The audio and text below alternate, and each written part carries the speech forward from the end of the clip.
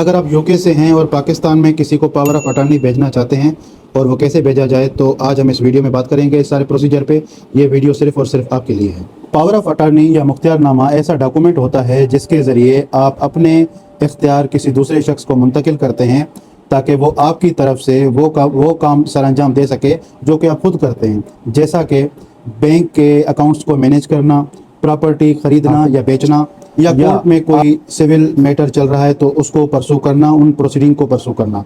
तो ये मामलात पावर ऑफ अटॉर्नी के जो होते हैं, ये ओवरसीज़ पाकिस्तानी जो यूके में रहते हैं वो इसलिए पावर ऑफ अटॉर्नी पाकिस्तान में किसी को भेजते हैं ताकि वो जो है उनके मामलात भी चल सकें और उनको खुद आना भी ना पड़े, क्योंकि उनका आना जाना उनके लिए मसले का सबब बनता है। सबसे पहले आपको पावर ऑफ अटॉर्नी का ड्राफ्ट तैयार करना होता है।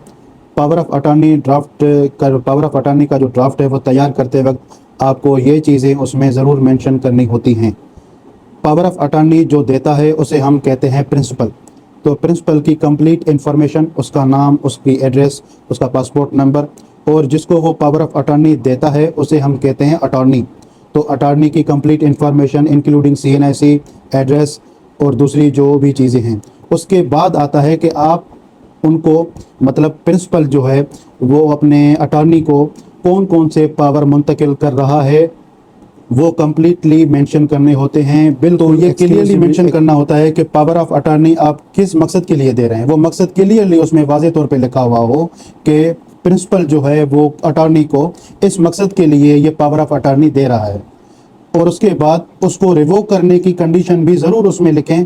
काफ़ी पावर ऑफ अटॉर्नी में रिवोक करने की कंडीशंस नहीं होती, जिनके लिए जो प्रिंसिपल होते हैं, जो पावर ऑफ अटॉर्नी देने वाले होते हैं, उनको मसाइल को जो है फेस करना पड़ता है मुस्तकबिल में आके। और आखिरी जो सबसे ज़रूरी चीज़ है वो ये है कि पावर ऑफ अटॉर्नी की ड्यूरेशन कितनी होगी, मतलब कि ये पावर ऑफ अटॉर्नी किस मकसद के लिए बनाया जा रहा है। अगर कोर्ट में प्रोसीडिंग के हवाले से बनाया जा रहा है तो ये पावर ऑफ अटॉर्नी तब तक वैलिड है जब तक कोर्ट में वो केस चल रहा है। अगर प्रॉपर्टी ख़रीदने या बेचने के लिए पावर ऑफ अटॉर्नी बनाया जा रहा है तो वो पावर ऑफ अटॉर्नी तब तक वैलिड है जब तक प्रॉपर्टी खरीदी या बेची नहीं जाती।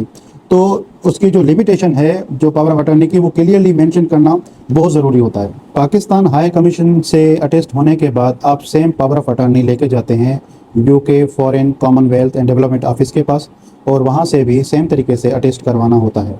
अब यहाँ तक आपका जो प्रोसीजर है वो कंप्लीट हो चुका है। आपने पावर ऑफ अटॉर्नी ड्राफ्ट भी कर दिया, उसके बाद आपने उसमें सारी कंडीशंस क्लियरली लिखी भी हैं।